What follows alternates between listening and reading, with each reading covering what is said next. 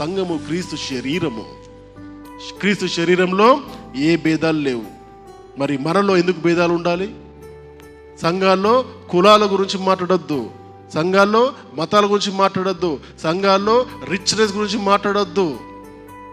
అందుకంటే నేను బయట నుంచి లోపలికి వచ్చినప్పుడు అన్ని బంద్ చేసుకోవాలి. నీకు ఎంత డబ్బు ఉన్నా, ఎన్ని కార్లు ఉన్నా, ఎంత సంపద ఉన్నా, ఎంత పరపతి ఉన్నా, నీకు ఏం లేకపోయినా, అవునా? ఇక్కడికి వస్తే అందరూ ఒకటే.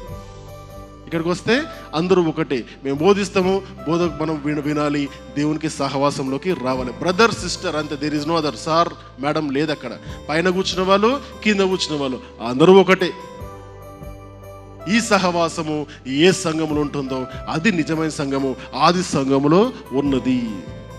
ఆది సంఘం ఉన్నది. ఈ సహవాసము ఏ విధంగా ఉండదు తెలుసా?